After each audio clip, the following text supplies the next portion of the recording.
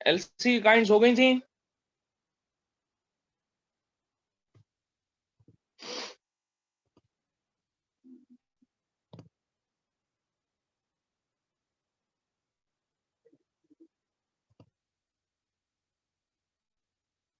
Okay बेटा, आज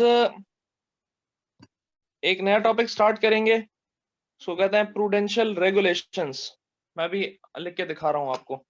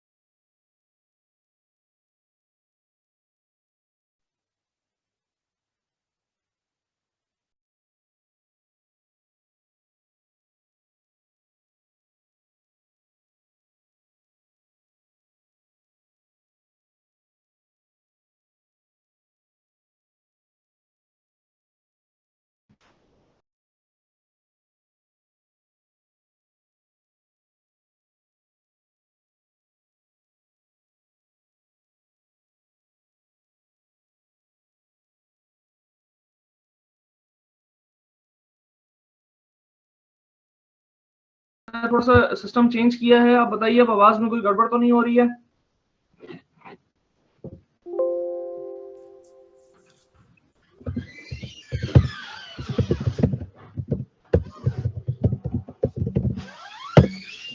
okay जी, heading डालिए prudential regulations.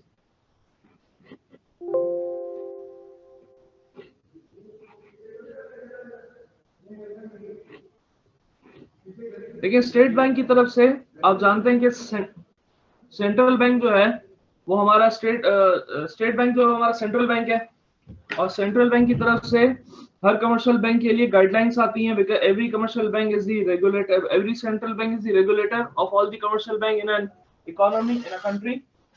Therefore, central bank also issues some regulations for the commercial banks। Paper में ये regulations frequently आते हैं और इनका एक बहुत बड़ा मसला है, और वो मसला ये है कि you have to write exactly same thing, अपनी तरफ से नहीं लिख सकते। ये एक बहुत बड़ा इशू है उसके अंदर। तो मैं एक एक करके रेगुलेशंस आपके सामने लिखता जाऊंगा और आप उसको एग्जैक्टली अपने पास कॉपी करते रहेंगे, हम लिखते रहेंगे, समझते रहेंगे, बढ़ते रहेंगे आगे।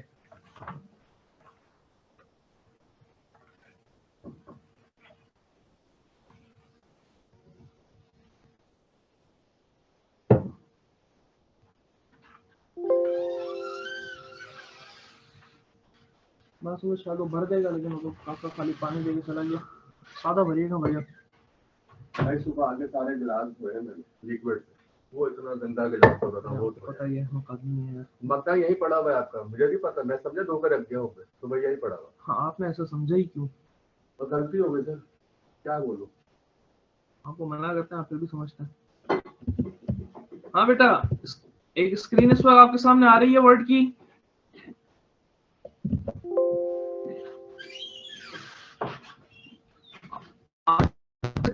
इश्यूज हैं जिसकी वजह से थोड़ा सा क्लास भी डिस्टर्ब हो रही है, और क्लास थोड़ी लेट ही हुई है।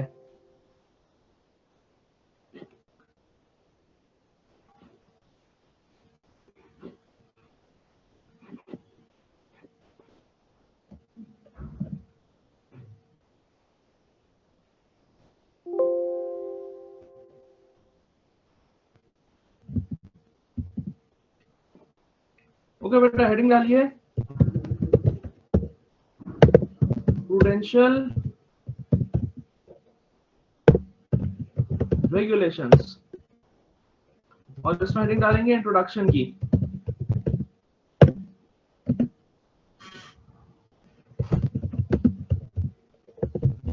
साथ साथ कॉपी कीजिए बेटा मेरे।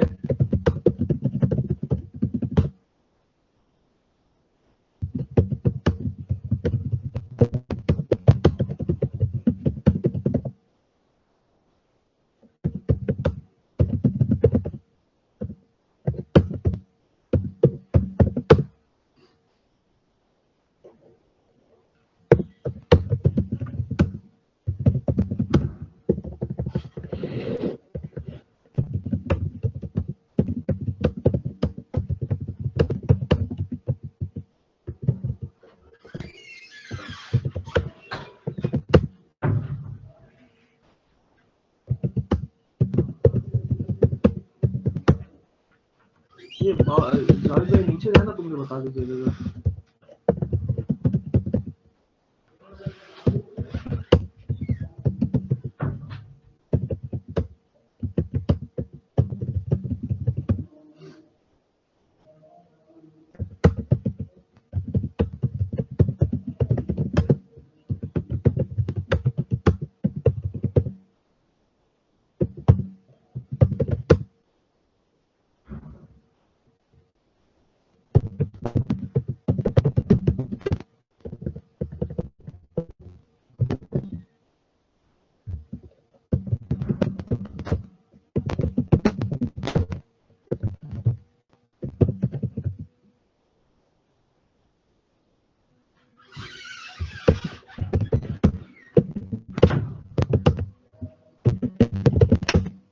आज मैं सुबह सब्जी में लिया।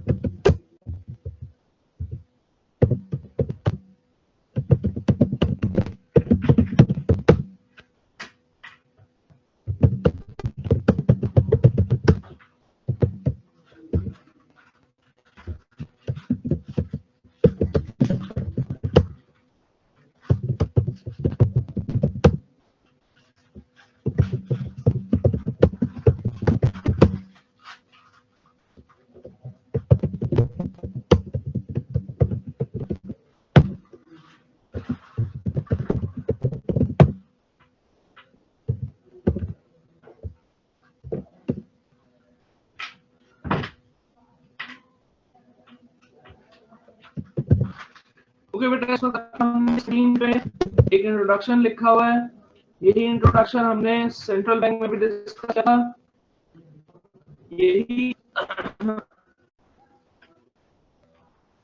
यही इंट्रोडक्शन हमने सेंट्रल बैंक में भी डिस्कस किया था। सेंट्रल बैंक का काम होता है सारे कमर्शियल बैंक्स को कंट्रोल करना, सारे कमर्शियल बैंक्स को कंट्रोल करना, और उसी कंट्रोल से में वो कुछ रूल्स बनाता है, और वो रूल्स प्रूडेंशियल रेगुलेशंस कहलाते हैं।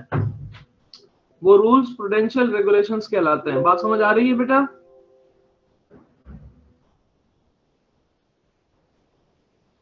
जी बेटा, बात समझ आ रही है आप सबको?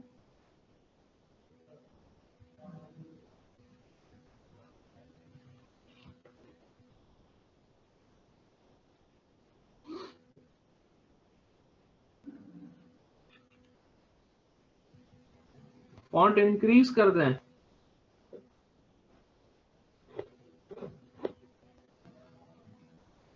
अब सही है?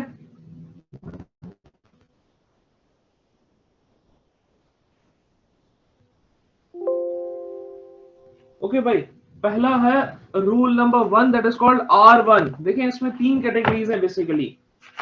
R की कैटेगरी है, G की कैटेगरी है, N की कैटेगरी है, और आखिरी O की कैटेगरी है। 4 कैटेगरीज हैं, राइट? याद रखिएगा बेटा, ये रेगुलेशंस की 4 कैटेगरीज हैं।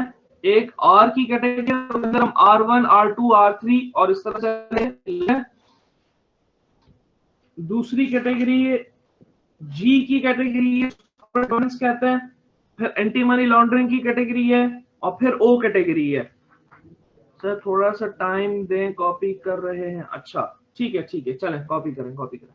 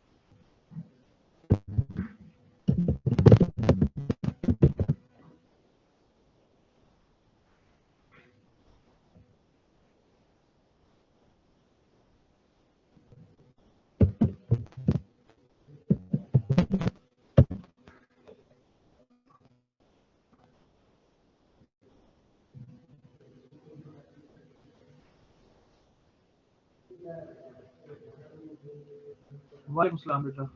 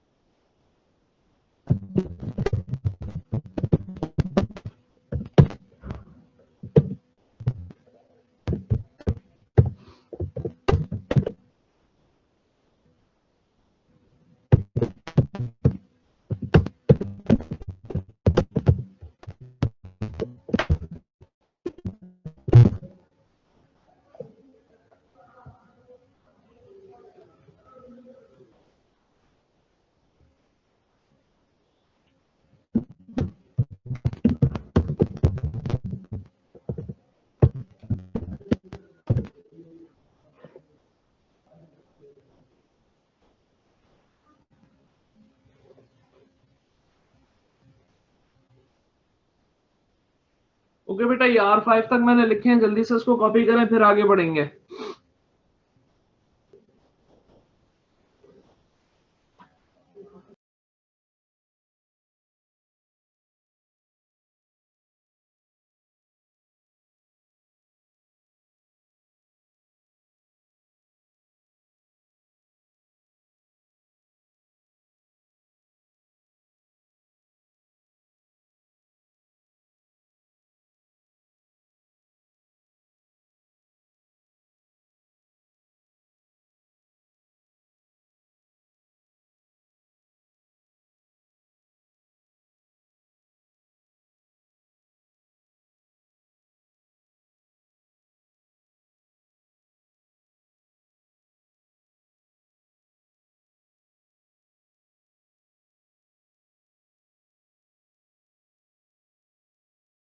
जल्दी से 15.11 तक आप जल्दी से कॉपी करें, उसके बाद मैं आगे बढ़ूंगा।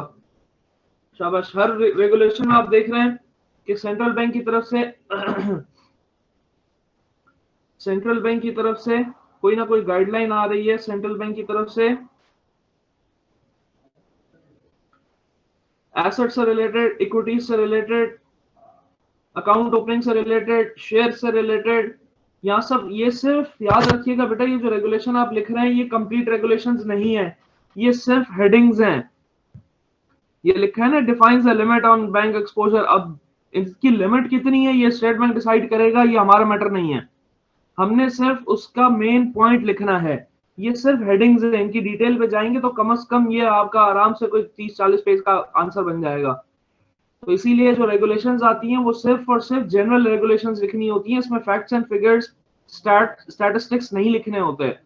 सो मेक श्योर ये जितने भी रेगुलेशंस आएंगे ये सिर्फ पॉइंट्स फॉर्म में होते हैं और ये हेडिंग्स हैं। इनकी डिटेल स्टेट बैंक की वेबसाइट पे भी आपको मिल जाएगी। इनकी डिटेल आपको जर्नल अगर आप सर्च करेंगे उस पर मिल जाएगी। इसकी डिटेल आपको सरारत सिद्दीकी की किताब में भी मिल जाएगी। उस डिटेल में ना हमने जाना है ना हमारा मौजू है, हमने सिर्फ और सिर्फ उसके मेन इंग्रेडिएंट्स लिखने हैं, मेन पॉइंट्स लिखने हैं। उसकी डिटेल क्या है कि बैंक, स्टेट बैंक, हमारा हिस्सा नहीं है।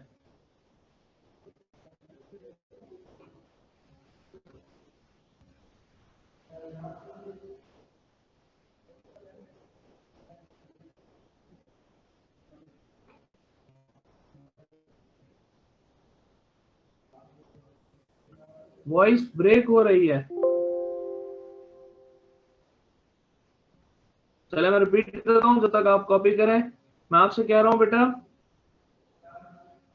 कि ये जो रेगुलेशंस आपके सामने लिखे हुए हैं ये सिर्फ और सिर्फ हेडिंग्स हैं। इनकी डिटेल अगर आप चाहते हैं तो आपको बुक देखनी पड़ेगी, आपको स्टेट बैंक के रूल्स देखने पड़ेंगे। ना इनकी डिटेल में जाना आपका मौजू है, ना इनकी डिटेल में आपको ऊपर लिखना होता है। अगर आप इनकी डिटेल पे जाएंगे तो 30-40 सफात का ये कम से कम आंसर बनेगा रेगुलेशंस का। तो आपने इसकी डिटेल्स में बिल्कुल भी नहीं जाना, हमने सिर्फ इसकी हेडिंग्स लिखनी है। सिर्फ ये बताना है कि हर रेगुलेशन कहता क्या है, सिर्फ और सिर्फ ये बताना होता है कि हर रेगुलेशन कहता क्या है, उसकी डिटेल क्या है, उसके अंदर फैक्ट्स एंड फिगर्स क्या है, उसके अंदर स्टैटिस्टिक्स क्या है। ये हमारा मौजू नहीं है। अब सही है बेटा, अभी भी आवाज ब्रेक हुई है?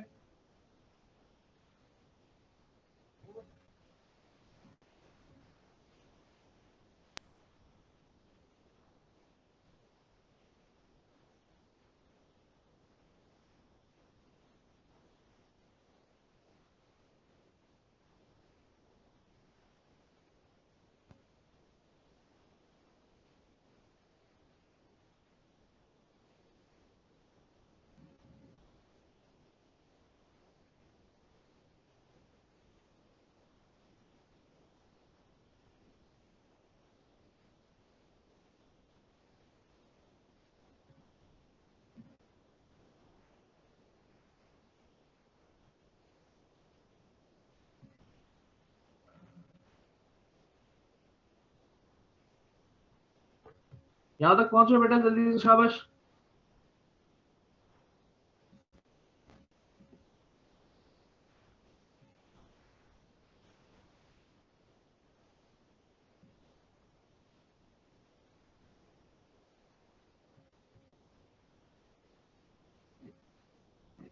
ओके जी, आई होप कि शुरू के 4-5 पॉइंट्स आप कॉपी कर चुके होंगे। तो मैं शुरू के 3 पॉइंट्स को हाइड कर देता हूँ और आज 12 से स्टार्ट कर देता हूँ।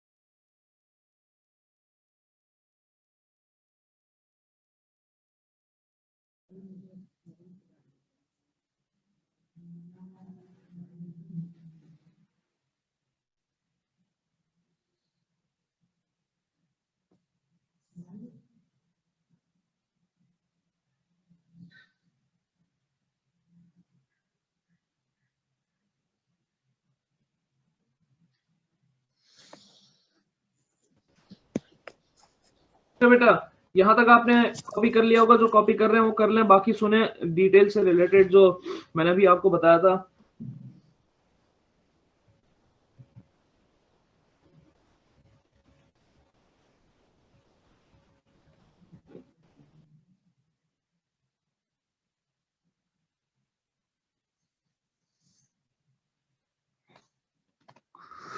जो कैटेगरी वाली बात मैं कर रहा था, मैं रिपीट कर देता हूँ कि यहाँ पे टोटल 4 कैटेगरीज हैं रेगुलेशंस की, पोटेंशियल रेगुलेशंस की। एक सिंपल रेगुलेशंस हैं जो आर से डिनोट किए जाते हैं। उसके बाद कॉर्पोरेट गवर्नेंस वाले रूल हैं जो जी से रिप्रेजेंट किए जाते हैं। फिर केवाईसी और एंटी मनी लॉन्ड्रिंग के रूल्स हैं जो एन से रिप्रेजेंट किए जाते हैं। और फिर एक लास्ट कैटेगरी है कैश से रिलेटेड, वो ओ कैटेगरी कहलाती है। तो अब तक आपने आर कैटेगरीज के सारे पॉइंट्स लिखे। अब हम कॉर्पोरेट गवर्नेंस वाले पॉइंट्स लिखेंगे। आई होप यहाँ तक आप लिख लिया होगा। जो नहीं भी लिखा पहले वो यहाँ तक 9 10 से वो बेशक कॉपी कर सकते हैं, मैं यहीं से कंटिन्यू कर रहा हूँ।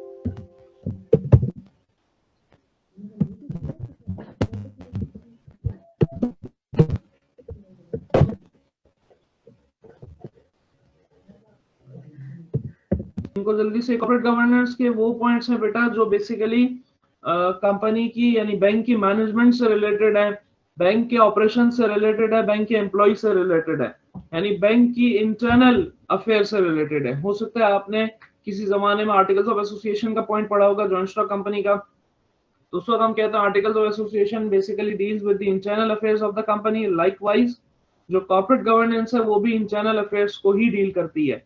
यहाँ तक पहुंचो जल्दी से, फिर मैं एंटी मनी लॉन्ड्रिंग वाले पॉइंट्स लिखूंगा।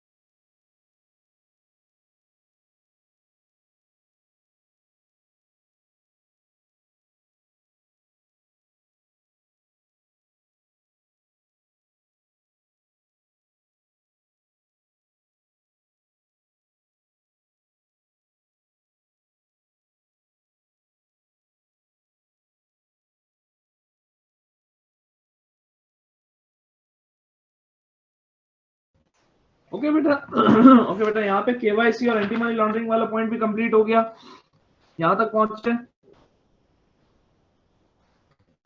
उसके बाद फिर आगे कंटिन्यू करेंगे। और सब ए कैटेगरी रह गई है, ओ कैटेगरी पॉइंट्स है।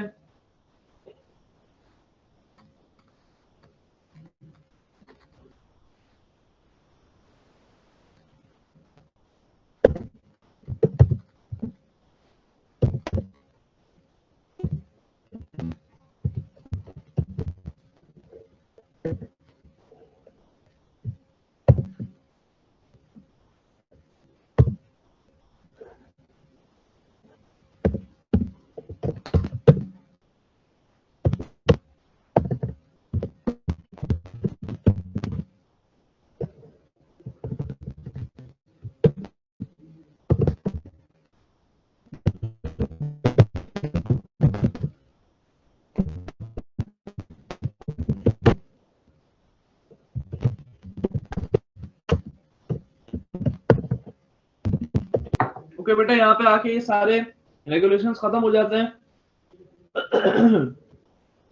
इसके ऑब्जेक्टिव्स रहते हैं 2-3, यहां तक पहले कंप्लीट करो, फिर उसके ऑब्जेक्टिव्स लिख देता हूं।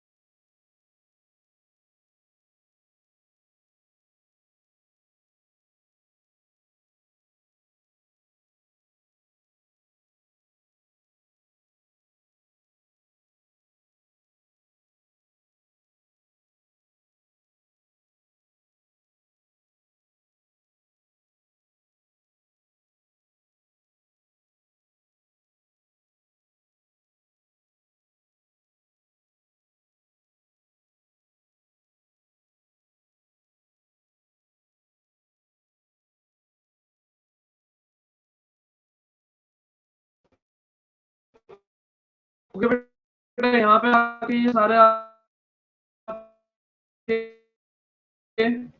प्रूडेंशियल रेगुलेशंस कंटिन्यू करेंगे। जो कॉपी करता जाए वो मीटिंग छोड़ता जाए।